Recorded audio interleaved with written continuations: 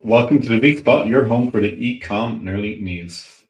So the Supreme Court killed the tariffs, and like a horror movie, the tariffs came back. Different legal hats, same price tag. Section 122 this time, for those keeping score at home, $29 billion a month that the US government is now pulling in on import duties. 29 billion. That is one of those subscription services that none of us opted into, but keeps popping up on our docket every single month. And like most good subscription services, it's almost impossible to cancel. Let's do the news. We somehow still managed to be here, sponsored by OmniSound, a company brave enough to still be associated with us publicly. OmniSound are the email platform not always trying to be your best friend. They just get shit done. Story one this week, a flip flop story just in time for the summer. Amazon and USPS. Amazon and the US Postal Service have finally agreed to keep seeing each other. USPS retains about 80% of Amazon's delivery volume. You know, those shitty small parcels no one makes money on. But it is still over a billion parcels a year. And now Amazon had threatened to cut those ties. USPS said it would literally run out of cash by October. So what we got was a compromise, or as it's known in logistics, the thing you do when you realize that you cannot deliver 160 million addresses by yourself. Amazon is spending $4 billion rolling out rural delivery services. USPS has accumulated $118 billion in losses since 2007. It is still less than the annual turnover generated by AWS at about 128 billion.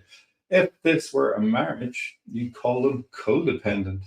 But in logistics, we still call this strategic alignment. Same thing, I guess. Story two, Google's Universal Commerce Protocol gets an update. UCP update for all. They updated the UCP yesterday, and for those unfamiliar, UCP is the open standard that lets AI agents talk to retailers, check inventory, build carts, and check all inside Gemini and Google. New features include multi-item carts and loyalty thinking. Loyalty linking, even? Maybe, I don't know.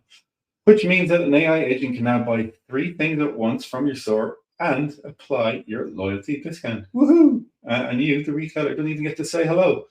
Good luck owning that customer. Google's framing this as frictionless. Frictionless, the worst word out there. Retailers are framing this as we just became a warehouse with a checkout API. Sorry, but they don't even know that yet. If you're a European watching this, UCP is US only for now. Don't get too comfortable. It is coming.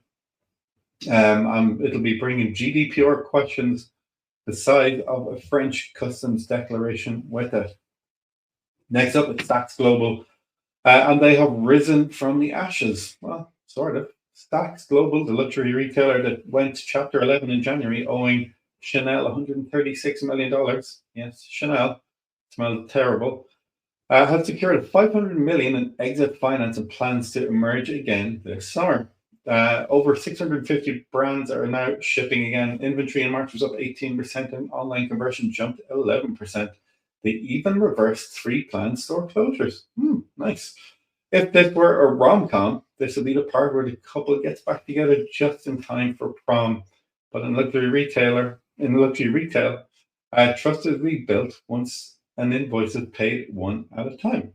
Good luck to them, we say. And send Jeffrey Van Ramdonk coffee. That man's done his bankruptcy thing before. At Neiman Marcus in 2020, some people collect stamps. Jeffrey collects restructure. Story 4, Amazon buys a robot dog. Rough. Amazon acquired River. Same thing, I guess. A Swiss robotics company formerly called SwiftMile that makes a 4-legged wheeled dog carry parcels from the van to your doorstep. Oof. What an age to be alive. It's a dog on roller skates. I am not making this up. Their CEO literally called it that. It can climb stairs, carry 60 kilos, and navigate uneven terrain, not unlike my grandfather.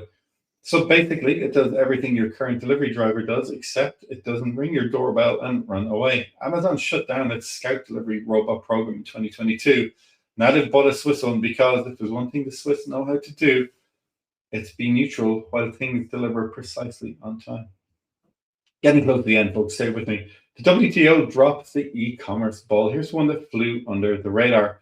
The World Trade Organization's moratorium on customs duties for digital goods, that one that has been in place since 1998 when I was 17, just collapsed. For the first time in nearly 3 decades, they couldn't reach consensus. What does that mean? Well, it means that countries can now start taxing digital commerce at the border. Streaming services, SaaS, digital downloads, all fair game. If you're running a cross border digital business, you may want to Google tariffs on code now. Actually, you might tariff the Google too. And because we're now using UCP, it's probably going to be able to do that for you too. Finally, the agentic commerce Cold War, the one that we're not talking about, the war we're not talking about. The divide is widening. Google rolls out UCP and says, let's aid and shop. eBay says, absolutely not, and bans AI for me, buy for me agents from its platform. Amazon is suing Perplexity while simultaneously building its own buy for me feature.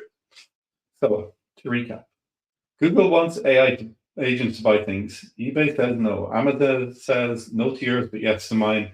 And the merchant in the middle is standing there like the bartender in a fight going, does anyone want to actually order something?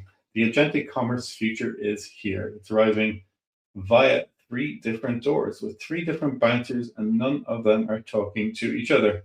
It's a good old bouncer story. Big thanks again to our sponsor, OmniSend, who make this show possible. We offer them a 4-legged robot to deliver the invoice. They said they prefer email. Go figure.